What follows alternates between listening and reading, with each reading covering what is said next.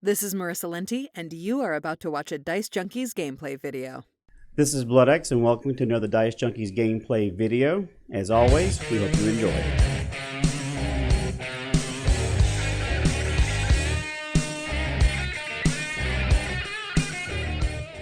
Here with just a short Back for Blood tutorial. The other Dicejunkies have been dragging their feet with getting started, so I've already jumped in.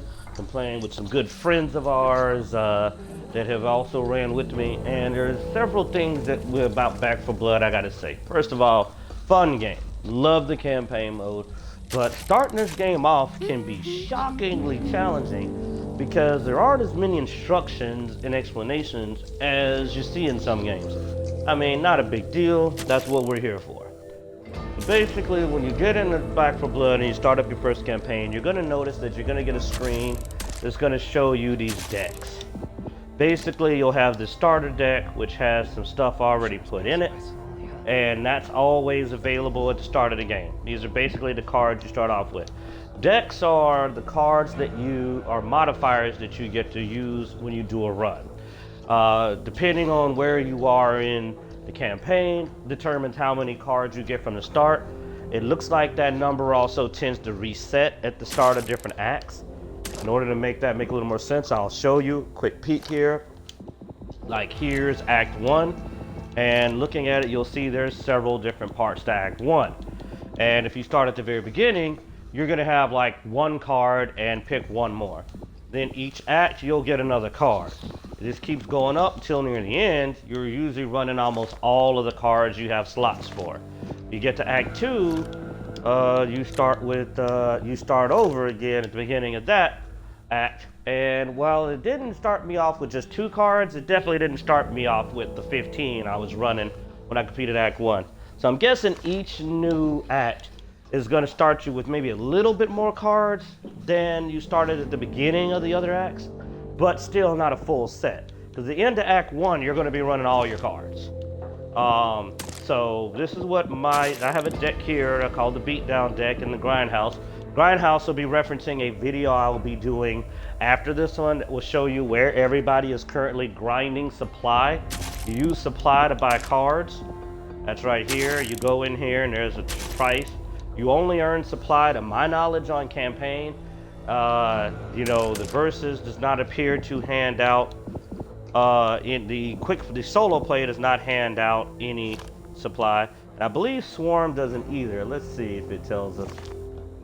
I'm not sure about the Swarm mode, but I know the solo campaign, you do not earn any supply. So at least there wasn't when was the originally announced. But I go through campaign. You earn supply at the end of each mission. There'll be challenge cards during missions that'll tell you get through the mission with a specimen sample, which you can find in a map, or get through the mission without anybody dying, or get through the mission without everybody going down more than 4 times. Because you go down and you have the ability to get picked up. When you're in a mission, in the bottom left-hand corner, there'll be a little plus sign over there telling you how many times you can go down and get picked up before you're permadead. Now, permadeath, at least in beginner or the, let me get you the right name of that difficulty. The recruit mode. I don't know about the laters. I think in veteran you still can get recovered. Even if you die in recruit mode, you can rescue the survivor later on in the map. They'll be like trapped in on a wall, and you'll have to get them free. Kind of looks like almost a reference to the old Aliens when they catch people attached to the walls, or maybe Gears Escape when you can free people from pods. So even if someone perma dies, you can still usually recover them before the map ends. So if you're trying to do one that just says all the cleaners, that's the name of the player characters, need to be alive, then it's a good idea to try to grab them back before you finish the map, just so you can try to still get that supply bonus. But back into the real basics, the decks. You get to create your own deck. Other than a starter, you can basically customize the deck. You go in, you'll have an option to up here, you see create a deck. And then when you create a deck, you select cards to go in it. These cards are different modifiers. As I stated, it's a big deal to pay attention to the order you put these in, because this is the order they're going to pop up when you're picking them. Whatever you put in your first slot, you will always start at the very beginning with it equipped. And then depending on how far you are in, you'll get more and more cards automatically. but you usually want to make sure that important cards are placed early in so you can get them earlier on. For example, probably one of the biggest cards to make sure you put early on in is the Fresh Bandage, which I am trying to write here. That is because one of the other systems of this game, other than equipping these deck cards, is that when you're playing the game, you're going to take damage. Well, you can see down here in the corner, there's my health. As you take damage, you'll take trauma damage, which basically is your maximum health gets lower. So you might start a match at 100 or even higher than that, depending on all the modifiers you have going. But over the course of the map, you get worn down. I ended a veteran run of the very first act at only 60 health. That's because I've been hit so many times that the trauma damage had built up and lowered my max health by like about 50 or 60 points, because I was at like about 120, and had pushed me down to that degree. Healing trauma is the heck. Other than heal kits you'll find on walls, you'll find these medical kits on the walls that you can use. When you find these medical kits, there'll be 4 free uses, enough for 1 for each player. Though, of course, if you've got good teamwork, somebody might let you use extra free uses in order to get your trauma healed. You also can spend 400 coins to use it again after the free uses are expended. A very good purchase if you got a lot of trauma damage. But outside of those and higher tier medkits, everything in this game comes in degrees. All the weapons do the white, green, blue, purple that those people who play looter shooters are familiar with. That includes medkits, higher tier medkits, and maybe bandages. I never really paid attention to the higher tier bandages. We'll heal some trauma, but we're talking about 5 or 10 points, not a lot. When you consider how hard sometimes it can be to get a hold of these resources. So trauma just accumulates and is what keeps you from doing a lot of runs in a row. You'll eventually just get grinded down until you're dead because you're going to eventually have so little health left and you can't spiral out of that loop. I've seen it happen, especially on higher difficulties, where you get trauma a lot faster. The reason I mentioned this particular card then is because the Fresh Bandage card specifically is a card that allows you to heal 10 trauma at the start of each level. Obviously, the earlier you have this card, the better. So while it's not as big a deal, you get a few extra cards to start at Act 2 and Act 3 and 4. At Act 1, you start with 1 card. So if you're starting Act 1 and you're playing, especially on a higher difficulty, and you're trying to get through several levels, you're going to want to have Fresh Bandage as a card that's immediately in play. So you can start healing trauma from the start. Like that very first level, I would have had 70 instead of 60. I would have had 70 hit points because 10 of my trauma would have been immediately removed. And think about that. I showed you that there were how many acts? I think it was about 4 or was it 5 acts at the beginning of Act 1. So this is a total of at least 30, I'm assuming at the start of the next act, 30 trauma that you knocked off. That's 30 of your max hit points you're going to get back over the course of that card. So pretty good strategy once you get it. Now, how do you acquire it? As I stated, there's supply lines here which have cards in them, and the themes aren't always what you expect. You sometimes will see cards in a tree that you wouldn't, like for example, melee cards are mixed throughout the deck, especially the bottom and top. You'll find damage melee cards up here, but you'll find cards that let you swing faster and use less stamina down here. Most of the middle trees tanking cards, though again, every now and then something will slip in one of these other trees, but the middle tree seems to be a lot of tanking cards. The bottom row also has a lot of cards for speed, moving faster. It's basically going to be where you find a lot of the things that allow you to do things quicker. A lot of the medical skills are mixed in here. The top tree, as I stated, is mostly offense, though it tends heavily toward guns, but a couple of important cards like Batter Up, which gives you a 50% melee damage boost, and other cards are mixed in here.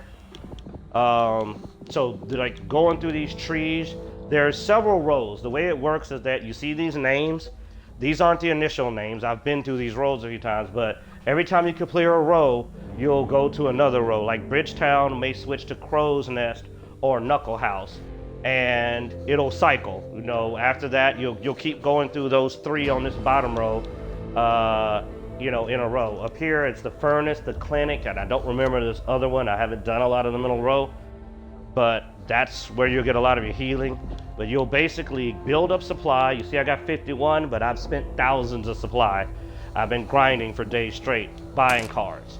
And once you get your cards, the decks do have a limit of 15. I should have said that early on, but you probably could see it on the screen. So picking your order becomes a really, really big issue because, you know, you're going to get these cards accessible to you as you go through the act. And some of that stuff's really important early on. Here, I have my veteran build. I started veteran finally and playing around with it. I haven't gone too far because I don't want to play without the other dice junkies. But I learned quickly that the thing that seems to tear your new rear end is trauma. So you see I've got fresh bandage here. I am a melee build, so I have Meth Head, one of the speed cards that lets you swing a lot faster, because I basically don't use a gun anyway, so aim down sights, non-existent flaw to me. But Battle Lust is another card which lets me heal damage when I get a melee kill. Helps you, any amount of healing is good. If you think about it, you finish a match, killed 30 enemies, that's 60 hit points you healed on your own. Useful card. But then I started putting in trauma resistance early on too, because you take a huge amount of trauma damage. And I was shocked how much it spiked up from, like, you know, recruit to veteran. But I mean, going through the very first act and getting knocked all the way down to 60 health shows that trauma accumulates very fast. So I have several cards here, which again, not being a gun user was not a big deal. But the problem is, of course, it's the first act, so it's not like I had a lot to work with. But I didn't get to these cards yet, but pretty early on I have access to trauma resistance. Trauma resistance. It's possible to hit. I don't know if the game allows you to have 100% trauma resistance, but I know that numerically you can get there, because just having a doc on your team offers a lot of trauma resistance. Each character, well, I guess we should do that next, obviously. Each character has their own traits. Let's do it through the select screen here. And these traits come into play when you're playing as them. Evangelo has the ability where he has quickly break out of grapples every 60 seconds. You get grabbed in this game just like Left 4 Dead, and when you get grabbed, unless you have a stun gun on you, you can't save yourself. Someone has to save you. The stun gun item is 1 use per one you're carrying also, unless the higher quality ones give more. Again, I haven't played around with a lot of green, blue, and purple versions of the items. I've only seen them every now and then. But Evangelo has that as an innate ability. So I've seen a lot of players that won't play as anything but Evangelo because, you know, you wander off, you get grabbed, he can break himself out. Though this game has no shame though in stacking it on, so don't get confident. They will definitely pile on the frigging grabs, so it doesn't hurt to get more break freeze. There's a card that also called Breakout that lets you do basically what Evangelo does and shortens the cooldown. I'm assuming it should stack with Evangelo, so if you have it, you'd not only get the cooldown, but you'd have 2 breakouts, I would hope. I haven't tested that yet. And everybody has a team effect, which his is apparently team move speed. Alright. Now here we have Walker. Walker gets, every time he gets precision, which is weak spot or headshot kills, he gets active, which only for 5 seconds. Honestly, I kind of think that sucks. But he also has as a static ability plus 10% damage to whatever he's doing. That kind of makes up for it. I mean, 10% damage to melee, guns, secondary, grenades, all that is pretty good. And it increases the whole team health by 10. My main character I play as for a melee build currently, until they release some more characters that have good benefits, there's just no competition for Holly. Holly steps in and recovers 10 stamina whenever she kills a Ridden. Melee attacks, running, that eats stamina. So getting back stamina when you get a kill is obviously extremely helpful in melee because it allows you to swing longer. Once you get a card like Meth Head or Brazen, cards that give you stamina efficiency, where it costs less stamina to swing, you're able to swing even longer without worrying about running out of stamina. She also increases the team stamina by 25% and has 10% damage resistance. She's a natural born melee tank. Mom is which as you see I have her battle hardened skin that I feel is very reminiscent of a particular character from a particular movie that while I love that character, I was not a big fan of the movie.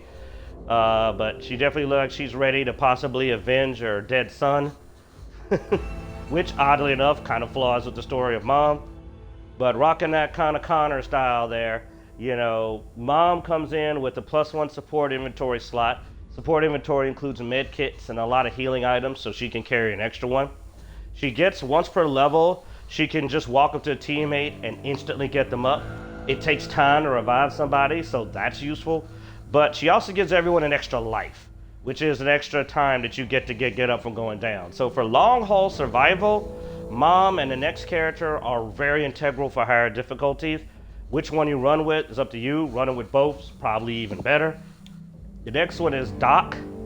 Doc, as you see, I don't have an alternate skin for her yet. Doc can heal each teammate for 25 health once per level, so she gets a free heal. She has the ability to walk up to you and heal you for 25 for free. And I don't know if this is affected by efficiency cards, because there are a bunch of cards that improve your healing efficiency, including, as you see, she has healing efficiency. There's even more cards. I don't know if that's set in stone at 25 or if it's affected, but I know the free health has been very helpful, because it's like having a free bandage or whatever for everyone else on the team. And that's awesome. But the real big one for me is that she comes with 25 team trauma resistance. 25%. You know how bad the trauma is. It's the thing that ruins your runs, especially running past more than one level. And there's a big reason that's a big deal, because I'm going to explain something to you in a minute about the difficulty levels that's going to show why Doc may be the most important person to have on your team for veteran and higher difficulty levels. Hoffman comes in with a chance to find ammo whenever he kills. I've seen that this happens pretty often, so if ammo's an issue, Hoffman pretty much handles that. I mean, it doesn't matter if he's doing it with a gun or with a melee weapon, so he could just generate ammo. He also comes with another offense inventory, which is the slot for things like grenades and pipe bombs and Molotovs, and he gives higher ammo capacity. I don't know. If you got a really shooty team and ammo comes an issue, I guess Hoffman's important, but I'll be honest, most of the time, since I'm melee, that's one less person grabbing ammo. We haven't ran into an ammo issue. Again, because you've got a melee character who doesn't use ammo, and also I'm saving you ammo, because you shouldn't be just shooting at everything you see if it can get his head knocked off.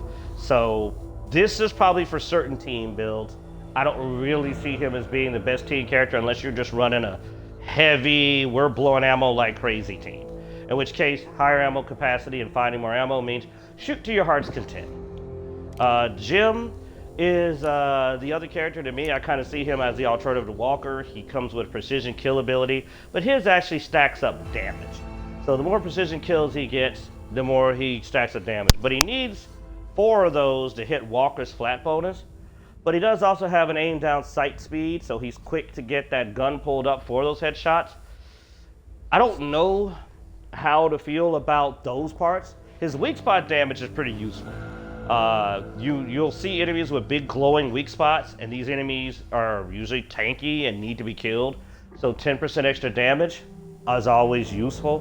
But like I said, his own abilities aren't bad if you're just tearing up the headshots, but you're fighting zombies, man. They're not exactly sitting still, so I don't know. And it doesn't say, it says until he takes damage. So I guess you can stack that damage bonus up really high if you're good at avoiding damage.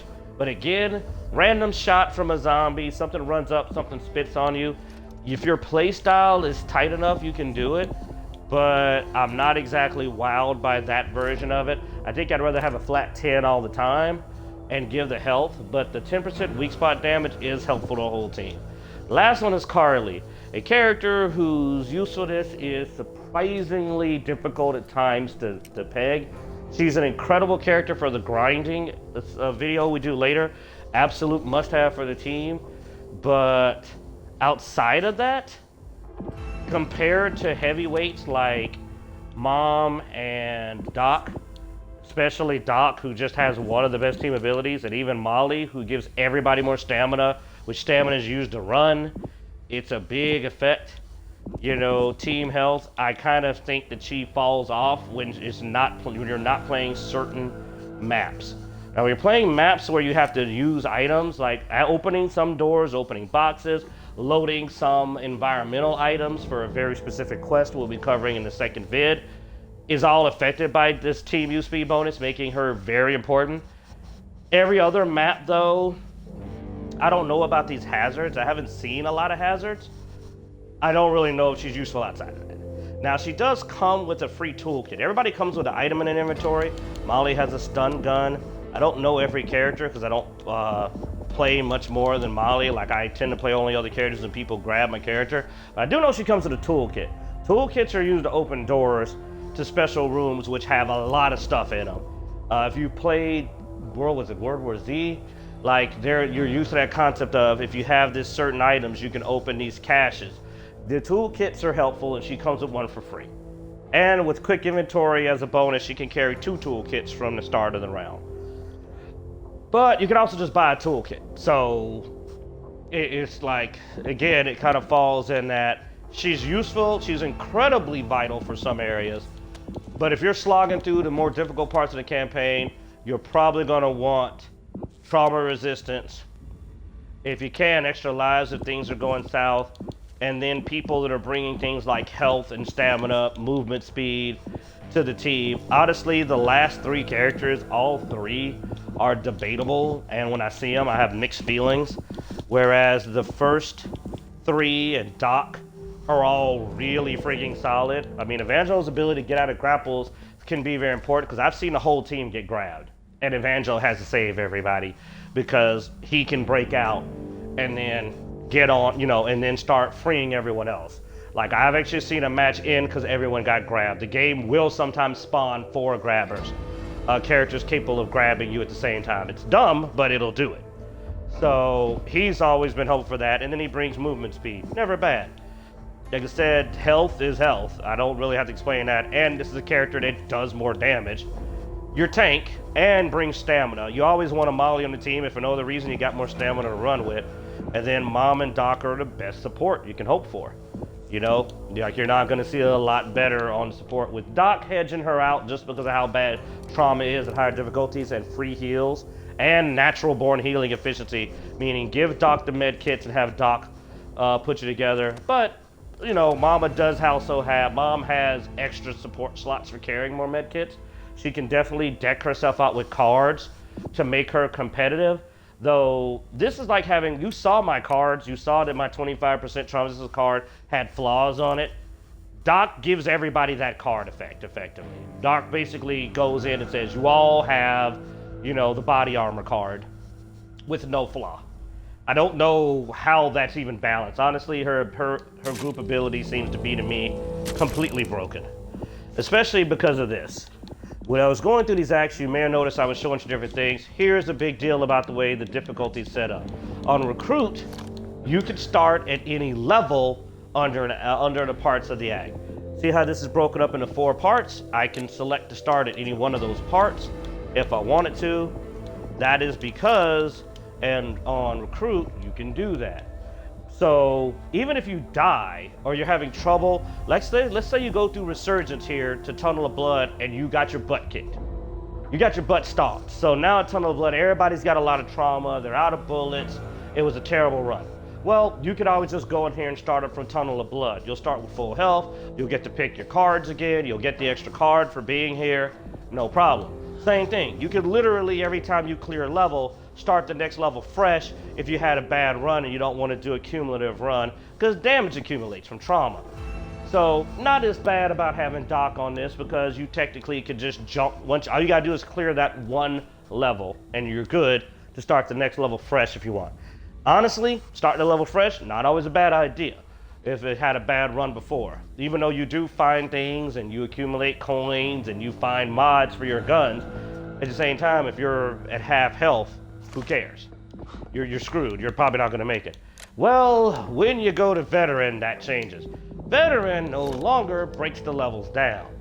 That's right, you gotta complete basically almost the whole thing. You see here that you've got Resurgence and you got Pain Train.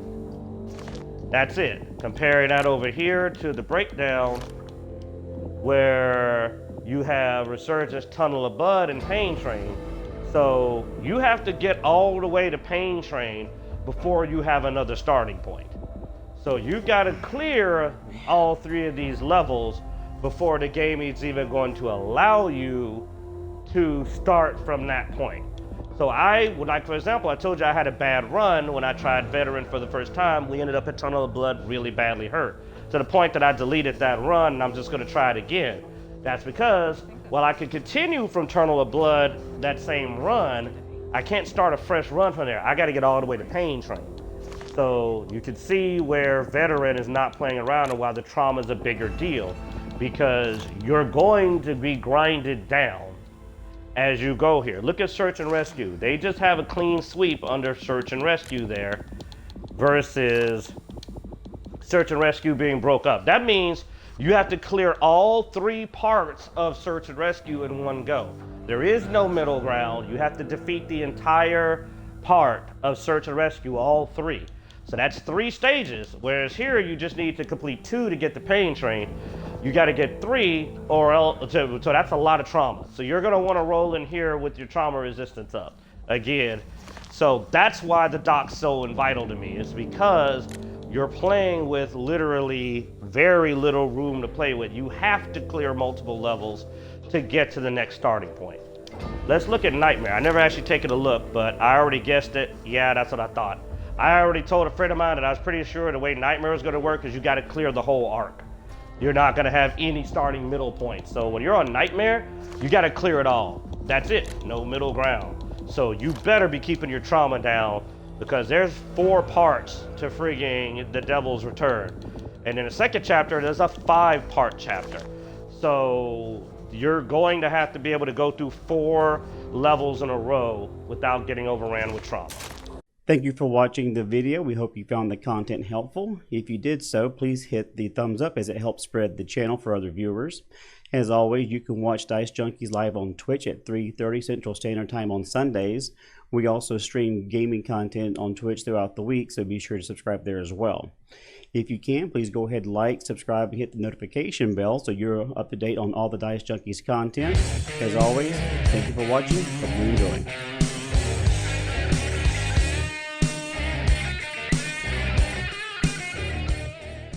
They fucked my tomatoes up!